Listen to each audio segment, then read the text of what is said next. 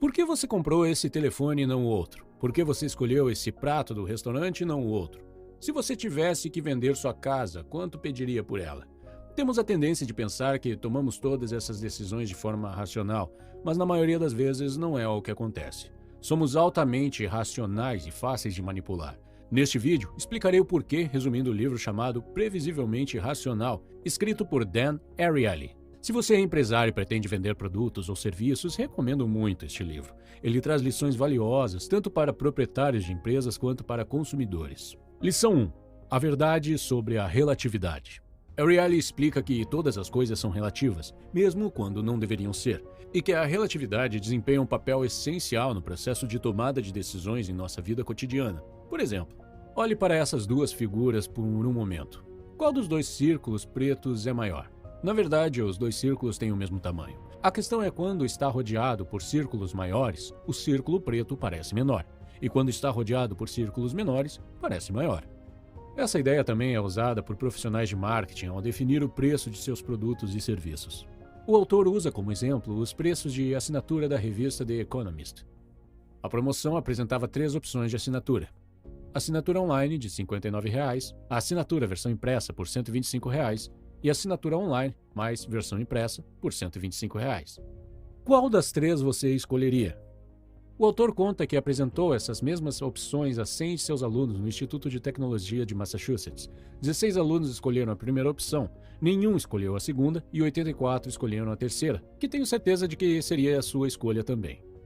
O autor então tentou outro experimento. Apresentou a mesma oferta, mas eliminou a segunda opção, o que ninguém havia escolhido antes. Que diferença poderia fazer? Afinal, ninguém tinha escolhido a segunda opção mesmo.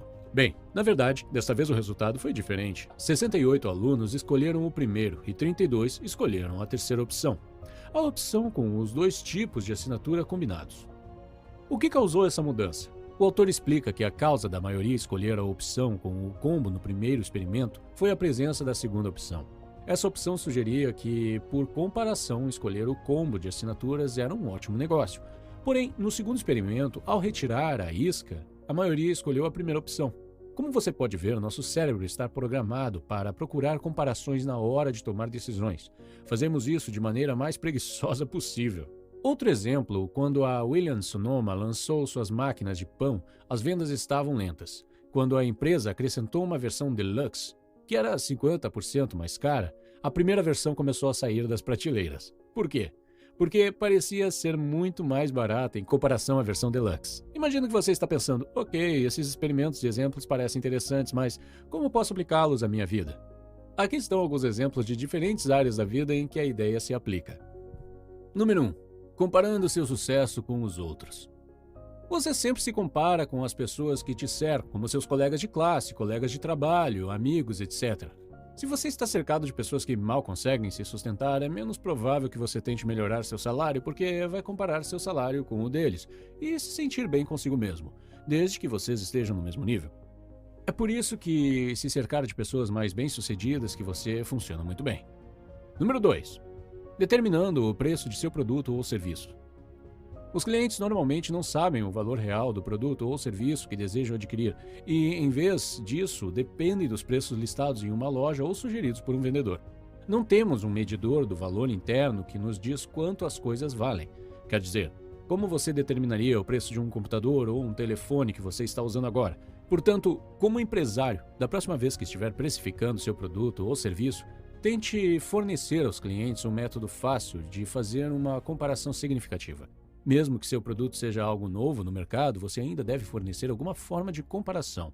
Exemplo: você pode comprar este livro por R$ 5,00. É apenas o custo de 2 cafezinhos. Se você simplesmente não beber 2 cafezinhos, você vai poder aprender os fundamentos do investimento em dividendos. Este pode não ser o exemplo perfeito, mas ainda assim fornece uma forma de comparação. Número 3. Na hora das compras. Se você estiver comprando itens caros, tome cuidado se também oferecerem itens extras para você. Por exemplo, depois de comprar um terno de R$ 500, itens como um cinto e uma gravata que custam R$ 70 cada parecerão mais baratos para você e será menos provável que você negocie o preço. Número 4. Fazendo dieta. Comer em um prato pequeno pode fazer você sentir que comeu bastante. Antes de passar para o próximo capítulo, gostaria de falar sobre mais um experimento que é incrível. Para ser sincero, estou um pouco preocupado que esta informação que estou prestes a compartilhar fique disponível gratuitamente, porque é muito poderosa e pode ser muito perigosa nas mãos de pessoas mal intencionadas. Bom, em todos esses experimentos que acabamos de discutir, tivemos que tomar decisões com base em informações visuais. Usamos nosso sentido da visão todos os dias, então somos muito bons em usá-lo. Mas, como você viu, ainda assim não foi difícil manipular você, porque nós humanos tomamos decisões de uma forma que envolve pouco esforço. Agora, e se você tiver que tomar uma decisão sem nenhuma informação visual? Percebe como manipular seria mais fácil ainda? Para que possa compreender melhor, vou falar sobre um outro experimento. Nesse experimento, eles perguntaram a pessoas de muitos países se estariam dispostas a doar seus órgãos depois de morrer. Em alguns países, uma grande quantidade de pessoas disse sim, e em outros países, uma grande quantidade de pessoas disse não. Por exemplo, mais de 98% das pessoas entrevistadas na Áustria disseram sim, enquanto na Alemanha foram apenas 12%. Agora, algumas pessoas diriam que a cultura, a religião ou a política são diferentes em países diferentes, e por isso os resultados são tão divergentes, mas não é o caso aqui. Estamos falando da Alemanha e da Áustria. São países vizinhos que têm culturas muito semelhantes, uma história semelhante, religiões e pessoas semelhantes. Então, o que aconteceu? E por que os resultados da pesquisa são tão diferentes? Bem, acontece que é por causa da forma como a pergunta foi feita no formulário de pesquisa. Na Alemanha, o formulário dizia: marque a caixa abaixo se quiser participar do programa de doação de órgãos. Na Áustria, o formulário dizia: marque a caixa abaixo se você não quiser participar do programa de doação de órgãos. Então, o que foi que aconteceu aqui? Se trata basicamente da mesma questão com a estrutura um pouco diferente. Em ambos os países, a maioria das pessoas não assinalou a opção, mas na Alemanha, quando você não marca, você não participa, enquanto na Áustria, quando você não marca, você participa automaticamente. Em ambos os países, quando as pessoas liam o formulário, não sabiam o que escolher. Afinal, doar ou não seus órgãos é uma decisão difícil de tomar. E quando não sabemos o que escolher, geralmente não mexemos em nada e simplesmente optamos pela opção padrão que nos for oferecida. Isso acontece porque temos receio de confundir ou fazer algo errado, ou simplesmente ficamos paralisados com as escolhas e não conseguimos agir. É por isso que, se o formulário diz que você está automaticamente inscrito em um programa de doação de órgãos, pensamos que eles devem saber o que estão dizendo e achamos melhor não bagunçar as coisas. Agora imagine que sua empresa deseja inscrevê-lo em um programa de aposentadoria que não é do seu interesse, mas é do interesse da empresa. Então, aqui está você no seu primeiro dia da empresa e o formulário diz: você está automaticamente inscrito no plano de aposentadoria para colaboradores. Se você não quiser participar, assinale abaixo. Você está nervoso por ser seu primeiro dia ali e provavelmente não entende bem o que é o plano de aposentadoria para colaboradores. Por causa disso, é muito improvável que você marque a caixa e cancele a sua inscrição. Você simplesmente pensará que esta é provavelmente a melhor opção e que a empresa considerou seus interesses. Mas se eles não consideraram? E se eles se beneficiam de inscrevê-lo no plano de alguma forma? Quando eu disse que temia que essa informação estivesse disponível, foi isso que eu quis dizer. Simplesmente reformulando a questão, eles podem decidir em que direção o dinheiro flui e impactar as decisões de milhões de pessoas. Minha esperança com esse vídeo é ajudá-lo a estar ciente dessas táticas e de nossos pontos fracos.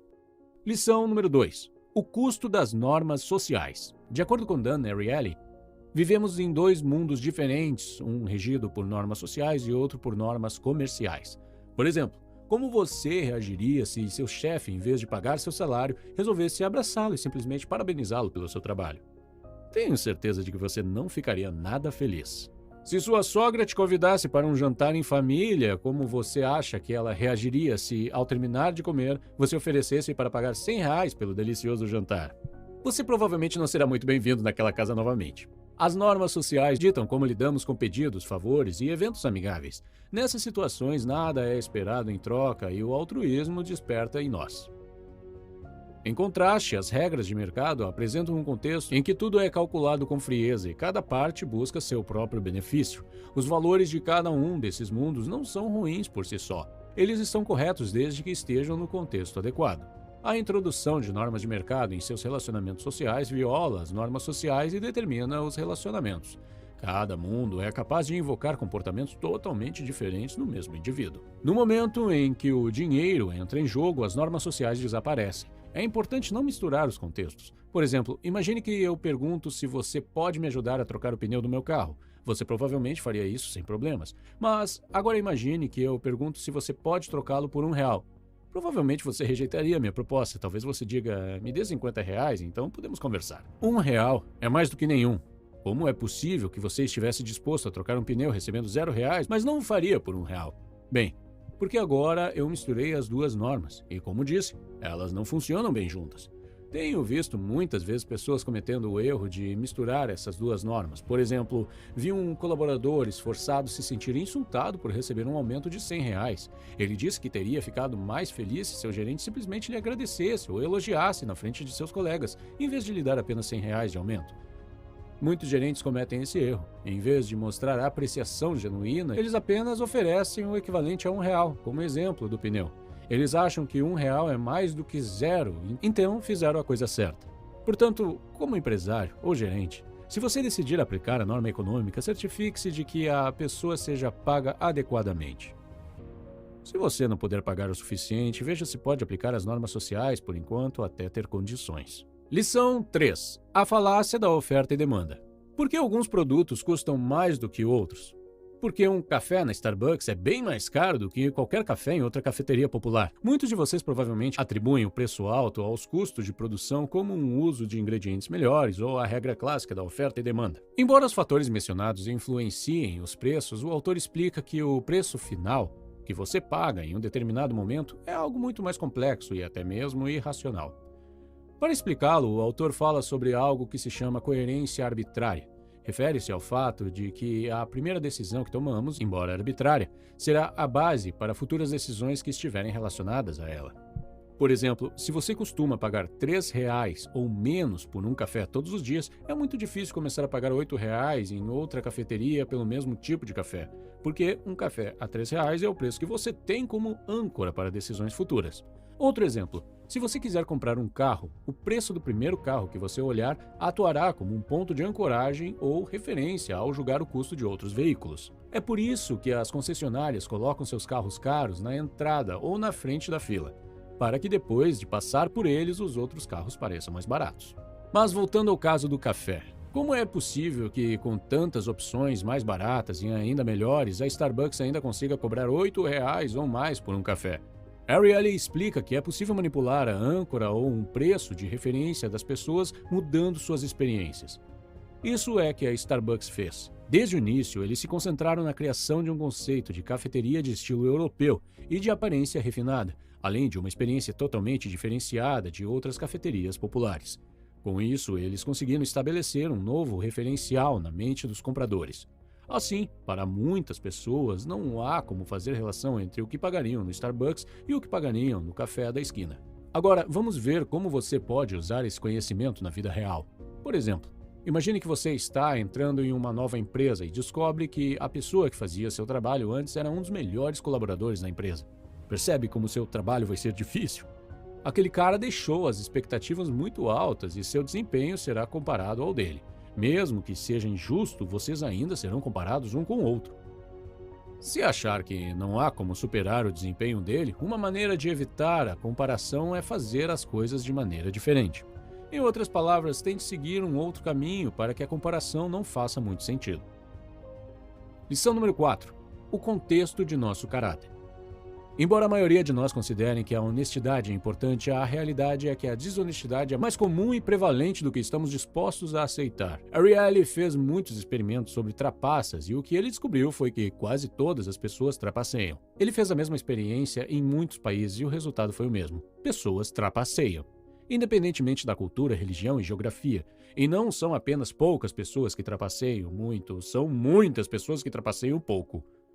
Outra descoberta interessante foi que, quando a recompensa pela trapaça cresce, a trapaça em si não cresce. Emocionante seria de se esperar que, quanto maior a recompensa, maior deveria ser a trapaça, mas nunca era o caso. Ariely explica que a razão pela qual as pessoas trapaceiam só um pouco e não vão além de certo ponto é que elas querem enxergar a si mesmas como pessoas honestas, mas ao mesmo tempo querem ter os benefícios da trapaça. Então trapaceiam só um pouquinho. Trapaça e desonestidade são grandes problemas para muitas empresas e governos e para a sociedade em geral. Por exemplo, estima-se que a indústria do vestuário perde bilhões de dólares todos os anos por causa da desonestidade. As pessoas compram roupas caras e as usam para ir em uma festa uma única vez e depois pedem reembolso. Na maioria dos casos, a empresa não consegue vender a peça novamente por causa do suor e do cheiro de cigarro. Vou compartilhar 3 conclusões importantes dos experimentos sobre desonestidade e trapaça que podem ajudar você em sua vida ou nos negócios. Conclusão número 1. As pessoas trapaceiam mais quando o dinheiro não está envolvido. Por exemplo, é mais provável que você leve uma caneta do trabalho para casa, mas é menos provável que pegue uma nota de R$2 no trabalho e leve para casa. Ambos têm quase o mesmo valor, mas a sensação da caneta é diferente. Você pode justificar uma caneta e ainda assim se considerar uma pessoa honesta. Você pode dizer coisas como vou usá-la para o trabalho em casa ou todo mundo acaba levando uma caneta para casa de vez em quando, então não tem problema, etc. Como estamos nos transformando em uma sociedade sem dinheiro de papel, será cada vez mais fácil trapacear. Conclusão número 2. Nas situações em que as pessoas foram solicitadas a prestar juramento ou assinar um documento de que agiriam com honestidade, elas realmente agiram com honestidade e a trapaça diminuiu. Antes do experimento, Ariely pediu aos alunos que assinassem o código de honra da sua universidade. E, como resultado, ninguém trapaceou. E aqui está a parte interessante. A universidade não tinha nenhum documento chamado código de honra. Ariely tinha inventado tudo. Então, vamos ver como você pode aplicar esse conhecimento se quiser reduzir a possibilidade de trapaça. Encontre uma maneira de fazer as pessoas lembrarem da honestidade antes de começarem a fazer o que você deseja que façam. Talvez você possa apenas adicionar algumas linhas ao início do contrato ou formulário e pedir que eles assinem, ou pode apenas mencionar algumas palavras sobre honestidade e os encontrar pessoalmente. Dependendo da situação, acredito que você consegue descobrir uma maneira criativa de aplicar esse conhecimento. Conclusão número 3. Ariely descobriu que quando uma pessoa do grupo trapaceava, as outras trapaceavam também. E isso tem enormes implicações para a sociedade. Imagine o que acontecerá se um líder de uma equipe for desonesto. Imagine o que acontecerá se o CEO trapacear. E o mais perigoso, pense como os funcionários do governo e as pessoas se comportarão se o presidente for corrupto. Lição número 5. O custo zero. No complexo mundo dos preços, o custo zero é o rei. Um rei sedutor capaz de exercer influência emocional sobre quase todos que o veem. A diferença entre 2 centavos e 1 centavo é de 1 centavo, mas a diferença entre 1 centavo e 0 é enorme. O preço zero tem uma categoria especial em nossas mentes.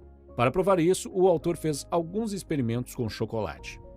No experimento, os participantes tiveram a oportunidade de escolher entre uma trufa requintada da Lindt, uma prestigiada marca de chocolate, e um chocolate comum. No primeiro caso, o preço da trufa Lindt era de 15 centavos e do chocolate comum era de 1 centavo. Nesse caso, os clientes agiram com boa dose de racionalidade, relacionando a qualidade e o preço das duas opções. Como resultado, 73% deles compraram as trufas de alta qualidade, enquanto 27% compraram chocolate comum. No segundo caso, foi deduzido 1 centavo dos preços. Ou seja, chocolates agora eram grátis. E as trufas custavam agora 14 centavos. O resultado foi o seguinte: 69% dos clientes escolheram ganhar chocolates comuns grátis, enquanto a venda das trufas caíram para 31%. O autor explica que a maioria das transações tem vantagens e desvantagens. As desvantagens representam barreiras no processo de tomada de decisão durante a transação, porque temos medo de perder. Mas se a palavra grátis aparecer, essas barreiras desaparecem, porque não há mais desvantagens. Quando vemos a palavra grátis ou gratuito, as desvantagens desaparecem e tudo vira lucro. Veja como você pode usar esse conhecimento na vida real. Digamos que você queira vender seu produto por R$10. Você tem 3 opções de marketing. 1. Você pode definir o preço do produto R$10 com frete grátis. 2. Você pode definir o preço do produto em R$5 e o frete em R$5. 3. Você pode se decidir por produto grátis com R$10 de frete. Em todas as 3 opções, os clientes pagam R$10. Mas acontece que se você escolher a terceira opção, produto gratuito, R$10 de frete, você fará muito mais vendas, pois a ideia de o produto ser gratuito parece mais atraente. Outro exemplo. Digamos que você deseja comprar um carro da Toyota, que é o carro ideal para você, mas quando chega à concessionária, vê que eles estão vendendo uma BMW quase pelo mesmo preço. E mais, que a troca de óleo do veículo será gratuita por 3 anos. Você pode ficar tentado em comprar a BMW por causa de uma troca de óleo gratuita, mas se você analisar a situação logicamente, verá que a troca de óleo não é custosa, enquanto manter uma BMW é. Você pode pensar que está ganhando algo por causa da troca de óleo gratuita, mas muitas vezes as ofertas gratuitas envolvem gastar muito dinheiro em longo prazo. Uma última observação sobre gratuidade. A partir do momento em que você oferece algo gratuitamente, será muito difícil voltar atrás e começar a cobrar. Como empreendedor, se você tem oferecido algo gratuitamente, você terá dificuldades para vender este produto ou serviço a partir de agora. Então, pense bem antes de divulgar algo como gratuito. Lição 6. Mantendo as portas abertas. Você provavelmente conhece a expressão apostar todas as fichas no mesmo cavalo. Usamos para referir a situação em que perseguimos apenas um objetivo e dizemos não a todo o resto. Ariely diz que nós humanos odiamos apostar todas as fichas no mesmo cavalo. Não gostamos de alternativas que nos limitam. Fazemos o possível para, ao fazermos uma escolha, não sacrificarmos outras possibilidades. Só a ideia de desistir de algo já nos deixa frustrados. Preferimos sempre ter várias opções ao mesmo tempo. Mesmo que nos distraiam do objetivo principal, preferimos manter as opções em aberto desde que tragam algum benefício. Ariely fez um experimento para comprovar isso. Ele pediu a alunos que jogassem um jogo de computador chamado O Jogo das Portas. 3 portas apareciam no jogo, uma vermelha, uma azul e uma verde. Cada vez que você clicasse em uma delas, obtinha uma quantidade variável de dinheiro. A quantia máxima de dinheiro era obtida clicando tantas vezes quanto possível em uma mesma porta. Cada vez que trocasse de porta, então, você perderia oportunidades. Os cliques que levavam a sair de um cômodo e entrar em outro não contavam como receita. Apesar disso, os alunos mudavam de porta continuamente. O autor decidiu então mudar as regras do jogo. Se uma porta não fosse visitada em 12 cliques consecutivos, a porta desapareceria. Dessa vez, os alunos enlouqueceram tentando manter todas as portas abertas e não se esforçaram muito para conseguir o máximo de dinheiro possível. Sua renda foi reduzida em 15% em relação ao primeiro experimento. Como esse experimento sugere, podemos ter mais sucesso se nos concentrarmos em uma opção e esquecermos os outros. Para ser sincero, eu tenho muita dificuldade em fazer isso. Por exemplo, depois que meu primeiro canal de YouTube fez sucesso, decidi traduzir todos os meus vídeos para outros 3 idiomas. Achei que ia ser tranquilo manter o progresso com todos os 3 canais ao mesmo tempo, uma vez que já tinha os scripts e animações prontos. Mas me enganei. Era muito mais difícil do que eu pensava. Apesar das dificuldades, continuei com os 3 canais, mas então percebi que não ia chegar longe assim. Eu sabia que tinha que abandonar 2 deles e me concentrar em apenas um, mas a ideia de interromper o progresso era muito dolorosa. Então, o que eu fiz? Em vez de interromper o progresso, contratei outro membro para minha equipe para que pudesse continuar com os 3 canais. Mesmo assim, não funcionou bem, então finalmente fui forçado a abandonar um deles. Agora, estamos focados em 2, e sei que terei mais sucesso se abandonar mais um e me concentrar em desenvolver um canal de cada vez. Mas até agora não consegui fazer isso, pois tive bastante progresso e a ideia de perder esse progresso é muito dolorosa. E como consequência, tenho 3 canais em andamento e nenhum deles tem sido extremamente bem sucedido. Então, como você pode ver, não sou a pessoa certa para aconselhá-lo a se concentrar em uma coisa de cada vez. Mas aprendi uma lição muito importante, e é esta. Resista desde o início à tentação de começar mais de um projeto ao mesmo tempo. Deixe-me repetir, resista à tentação desde o começo, porque depois que você tiver algum progresso, será 10 vezes mais difícil parar e voltar a se concentrar em uma coisa de cada vez. Lição 7. O alto preço da propriedade. Ariely explica que, quando adquirimos alguma coisa, não queremos mais nos desfazer dela. Começamos a valorizá-la mais do que as outras. Isso também explica por que estratégias como períodos de avaliação e garantias de devolução do dinheiro funcionam tão bem. Porque assim que temos algo, não queremos perdê-lo. Imagine que você decida vender sua casa. A primeira coisa que passará pela sua cabeça são as experiências que você teve naquele local. Essas memórias vão influenciar a definição do valor que você pedirá pela casa. Um segundo aspecto sobre propriedade que nos influencia é que prestamos mais atenção àquilo que podemos perder do que o que podemos ganhar. Consequentemente, antes de definir um preço para nossa casa repleta de boas lembranças, pensamos mais sobre aquilo que estamos perdendo do que sobre o que podemos fazer com o dinheiro da venda. É a aversão à perda. Muitas pessoas se arrependem de vender suas casas devido ao medo de perder o que mais valorizam. Vejamos como você pode utilizar esse conhecimento na vida real.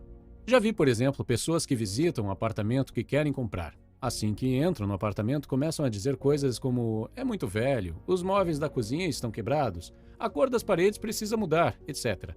Basicamente, eles apontam tudo o que há de errado com o apartamento. A razão disso é que estão preparando o proprietário para o preço baixo que vão oferecer ao final da visita. Em sua mente, eles estão ganhando, mas na realidade eles já perderam. Porque as coisas que criticaram são muito valiosas para o vendedor. Cada uma delas traz uma lembrança. Para você pode ser apenas uma prateleira velha que precisa ser jogada fora, mas para o vendedor é uma prateleira que ele instalou com seu pai que faleceu há poucos meses. Então, em vez de apontar coisas ruins, se você apontar coisas boas e disser alguns elogios sobre o apartamento, o vendedor ficará muito mais disposto a vendê-lo para você, até mesmo reduzindo o valor, porque você pode respeitar e valorizar as coisas que ele está prestes a perder. Lição 8. O problema da procrastinação e do autocontrole. Um dos maiores obstáculos que as pessoas enfrentam quando desejam atingir suas metas é a procrastinação e a preguiça. Para verificar as existências dessa fragilidade humana e suas possíveis soluções, o autor realizou um experimento com alunos envolvendo um dos trabalhos que tinham que entregar. A primeira turma teve a oportunidade de escolher prazos para a conclusão do trabalho ao longo do semestre, levando em consideração que cada dia de atraso baixaria a nota e a possibilidade de entregá-lo mais cedo não traria nenhuma vantagem. A segunda turma foi autorizada a entregar o trabalho até o último dia do semestre e a terceira turma teve prazos rígidos estipulados pelos professores. Por fim, foram comparados os resultados das três turmas, mostrando que a opção mais eficaz foi a terceira e a pior foi a segunda. Isso mostra que restringir a liberdade de definir prazos rígidos ajuda a evitar o problema da preguiça e da procrastinação. Se você está procrastinando ações ou objetivos, veja como pode criar prazos ou limitações rígidas para si mesmo. Por exemplo, sou um homem preguiçoso e procrastino muito. Eu costumava planejar meu dia, mas no final do dia, quando olhava para trás, descobria que não havia feito muito. Por isso comecei a usar a técnica Pomodoro. Caso você não conheça, Pomodoro é uma técnica de gerenciamento de tempo. Usando esse método, você trabalha em uma tarefa por 25 minutos, faz uma pausa de 5 minutos e trabalha novamente por mais 25 minutos. Depois de completar 4 mini-sessões, você faz uma pausa mais longa, de 20 a 30 minutos, e depois repete tudo desde o começo. A razão pela qual essa técnica é tão eficaz é que ela fornece pequenos prazos e força você a terminar a tarefa ao final desse prazo. Tem um vídeo específico sobre a técnica Pomodoro que estará disponível em breve. O link estará na descrição. Lição 9. O poder do preço. Tenho certeza de que você conhece o efeito placebo, sobre o qual se fala muito na medicina. Por exemplo, você dá uma cápsula de medicamento sem efeito terapêutico a um paciente e diz a ele que esse remédio irá reduzir a sua dor, e o paciente realmente relata uma melhora dos sintomas. Ariely fez uma experiência semelhante, mas com preços. Os alunos eram levados a uma sala onde eram conectados a uma máquina que enviava pequenos impulsos elétricos pelo corpo, enquanto estimavam o nível de dor. Depois de um tempo, os alunos receberam um analgésico que custava $2,50 e o processo foi repetido. Quase todos os alunos relataram sentir menos dor, o que é interessante porque o analgésico era apenas um comprimido de vitamina C. Ariely então repetiu o procedimento com uma pequena mudança. Ele disse aos alunos que o comprimido custava 10 centavos.